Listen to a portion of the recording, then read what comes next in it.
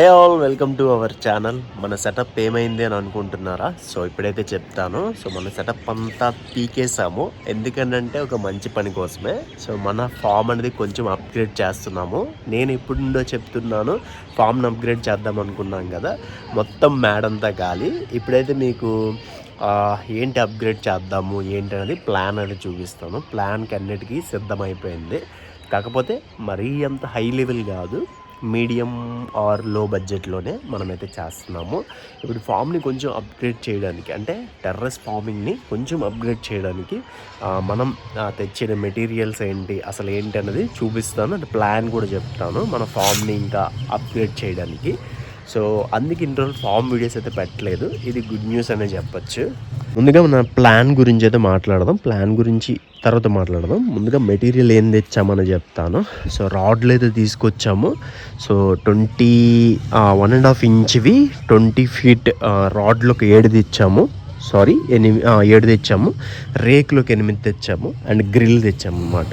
So ఈ మూడితో ఏం చేస్తావు బ్రో అని మీరు అడగచ్చు. అండ్ ఇంకొకటి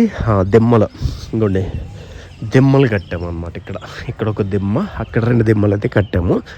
ఇప్పటికే మీకు అర్థమైపోయి ఉంటుంది, మనమైతే రేక్ వేయబోతున్నాము. సో అదనమాట, సింపుల్గా చెప్పాలంటే రేక్ వేయబోతున్నాము. రేక్ డైమెన్షన్స్ ఏంటి అనేది మాట్లాడుకుందాము. రేక్ డైమెన్షన్స్ వచ్చి యాక్చువల్లీ ఎప్పుడు నుండో చెప్తున్నాను కదా, మేడం అంతటిని వాడుకుందాము, ఫ్రిడ్జ్ బాక్సులు తెద్దామని చెప్పి. మనమైతే ఇంకా ఈ మెటీరియల్కి ఖర్చు ఎంత అయిందంటే ఇంచుమించుగా 17,000 అయింది. ఆటో ఛార్జ్తో కలిపి 17,500 రూపాయలు అయితే అయిందనమాట. అంత ఎక్కువ అంటే ఇప్పుడున్న రేట్లు అలానే ఉన్నాయి. రాడ్ వచ్చి 752 రూపాయలు పడింది అనమాట. రేకు కూడా చాలా ఎక్కువ కాస్ట్ పడింది. ఓన్లీ గ్రిల్ 50 అడుగుల గ్రిల్ అనమాట. 50 అడుగుల గ్రిల్ వచ్చి 5,000 రూపాయలు పడింది. 4,900 రూపాయలు పడింది అనమాట. సో రేట్లు అయితే బిభత్సంగా ఉన్నాయి. సో ఎవరైనా షెడ్ వేద్దామన్నా, కోళ్ళకైనా ఏదైనా, యాక్చువల్లీ కోళ్ళ ఫామ్ టైపే మన షెడ్ వస్తుంది. కోళ్ళనే పెంచుకోవచ్చు. కాకపోతే నాకు ఫిష్ అంటే ఇష్టం కాబట్టి ఫిష్ అయితే నేను పెంచుకుందాం అనుకుంటున్నాను. మన ప్లాన్ ప్రకారము ప్లాన్ అనేది మీకు రాసి చూపిస్తే ఇంకా క్లారిటీగా అర్థమవుతుంది. నేను అది మీకు రాసి చూపిస్తాను ప్లాన్ అనేది ఏ విధంగా సెట్ అవుతుందని చెప్పి. పొడవు వెడల్పులు మాట్లాడుకుంటే మన షెడ్ వచ్చి 8x20 అనమాట. కరెక్ట్గా చెప్పాలంటే 20. సో దీన్ని బట్టి మనకి ఎన్ని ఫ్రీజర్ బాక్సులు పడతాయో అనేది లెక్కేసుకోవాలి. లెక్కేసుకుంటే మనకి కరెక్ట్ అవుట్పుట్ అయితే వస్తుంది అనమాట. ఇప్పుడు మీకైతే ప్లాన్ అనేది చూపిస్తాను. మన సైజ్ డైమెన్షన్ వచ్చి 8x20. సో నా ప్లాన్ ఏంటంటే 6 అడుగులకు ఒక ఫ్రీజర్ బాక్స్ కదా, అలా మనం ఇలా పెడదాం అనుకుంటున్నాను. ఫ్రీజర్ బాక్సులు ఇలా ఎన్ని పడతాయి అని అంటే, ఇది 3 అడుగుల డైమెన్షన్ ఉంటుంది అనమాట. 3x6 మినిమం 6x3 ఇలా అనమాట. ఇప్పుడు మనకి 3x20 అని అంటే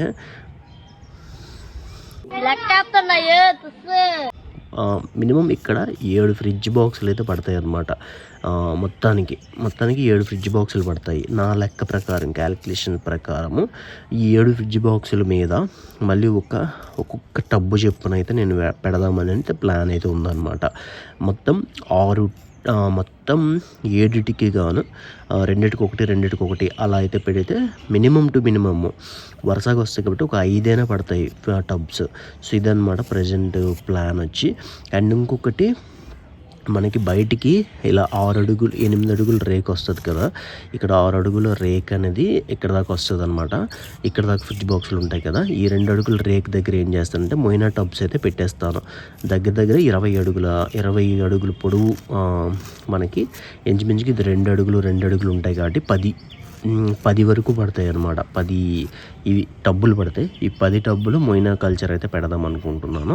ఇక్కడ మాత్రం 7 ఫ్రిడ్జ్ బాక్సులు, దగ్గర ఒక 5 టబ్బులు అయితే లోపల పెడదాం అనుకుంటున్నాను. ఇది మన ప్లాన్, యాక్చువల్ ప్లాన్. సో ఇది మనకి వర్కౌట్ అయితే ఇంకొక ప్లాన్ ఉందన్నమాట.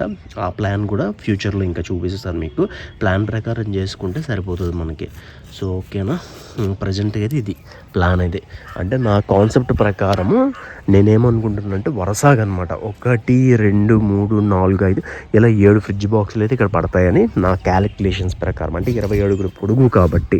అండ్ అనుకుంటున్నాను ఇంకా కొంచెం ఇది 8 అడుగులు వస్తుంది కాబట్టి ఇంకొక 2 అడుగులకి మాత్రం ఇలాగా వరుసగా రేకు వస్తుంది కాబట్టి మీ ముందుకు రేకు వస్తుంది. ఇలా ఈ వరుసగా ఏం చేస్తానంటే మొయిన టబ్బులు పెట్టేస్తాను.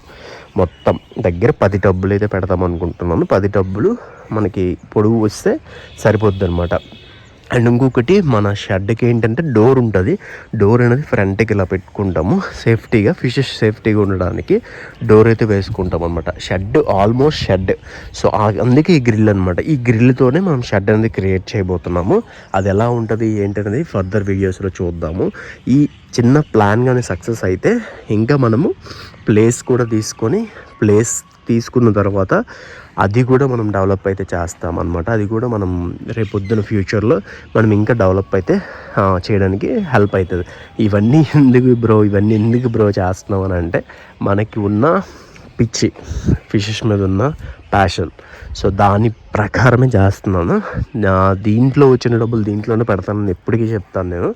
ఎంత వచ్చినా, 100 రూపాయలు వచ్చినా, రూపాయి వచ్చినా, 2 రూపాయలు వచ్చినా దీంట్లో డబ్బులు దీంట్లోనే పెడతానమాట. నా పర్సనల్ యూజెస్ నేను వాడుకున్నప్పటికీ నేను నా ఫామ్ గురించే నేను ఎక్కువగా నేను ఇచ్చేస్తాను. నాకు ఎందుకంటే అంత పిచ్చి కాబట్టి, ఫిషెస్ అంటే అంత పిచ్చి. సో అందుకే ఇవన్నీ మనం చేస్తున్నాం. ఇవన్నీ ఎందుకు చేస్తున్నారు అంటే అంతే. సో అదనమాట. రేక్ అన్నీ తెచ్చుకున్నాము. ఫిషెస్ నుండి వచ్చిన ఇన్కమ్ అనే కాదు, మా అమ్మ కూడా చాలా వరకు హెల్ప్ చేసింది, నాకు డబ్బులు అయితే ఇచ్చింది. సో ఆ విధంగా మనం చేస్తున్నాము. సో ఇంకా కొంచెం ఖర్చు అయితే ఉంది, వెల్డర్స్కి అందరికి ఇచ్చుకోవాలి. ఈ షెడ్ అనేది కంప్లీట్ అయిపోతే ఎంతో కొంత మన ఫ్రిడ్జ్ బాక్సులు పెడతాము. మీ నుండి కొంచెం సపోర్ట్ కూడా ఉంటే ఇంకా ఫర్దర్గా మనం మూవ్ ఆన్ అవుతాం అనమాట. మీ సపోర్ట్ ఉంటే ఇంకా మంచిగా ఫామ్ అనేది బిల్డ్ చేద్దాము. ఇంకొక ప్లాన్ కూడా ఉంది. ఇది కానీ సక్సెస్ అయితే ఇంకొక ప్లాన్ కూడా వర్కౌట్ అవుతుంది అనమాట. మనమైతే స్టోర్ని ఎలానో బిల్డ్ చేసాము, అదేవిధంగా చిన్న షెడ్ వేసి షెడ్లో కూడా ఫామ్ని బిల్డ్ చేస్తున్నాం. ఇప్పుడు ఇంకా ఫర్దర్గా పెద్ద ప్లాన్ ఉంది. ఆ పెద్ద ప్లాన్ అనేది ఫ్యూచర్లో చెప్తాను.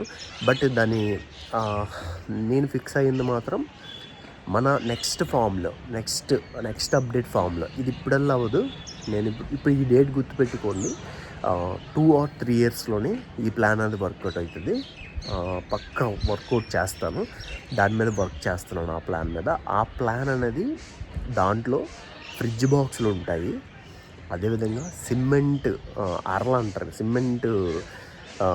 సిమెంట్ పాండ్స్ ఉంటాయి, అండ్ అక్వేరియంస్ ర్యాక్స్ ఉంటాయి. ఈ 3 కాంబినేషన్లో ఒక ఫామ్ అనేది బిల్డ్ అవుతుంది. సో అది కూడా బిల్డ్ చేస్తాను. 2 or 3 ఇయర్స్, ఇది గుర్తుపెట్టుకోండి. 2 or 3 ఇయర్స్ ఈ ప్లాన్ మీద నేను వర్క్ చేస్తున్నాను. ఇది డ్రీమ్ ప్రాజెక్ట్. ఎప్పుడు జరుగుతున్న ప్రాజెక్ట్ ఏంటంటే బేసిక్ ప్రాజెక్ట్ అనమాట. ఈ ప్రాజెక్ట్స్ అనేవి జరుగుతూనే ఉంటాయి. దాని గురించి నేను ఎల్లవెల్ల కష్టపడుతూ ఉంటాను. సో మీ సపోర్ట్ ఉంటే, సో మన ఛానల్ని ఇంకా పైకి తీసుకొస్తారని ఆశిస్తూ థ్యాంక్ యూ సో మచ్. ఇప్పటి వరకు సపోర్ట్ చేస్తున్నందుకు సబ్స్క్రైబ్ చేసుకోవడం అస్సలు మర్చిపోవద్దు. బాయ్.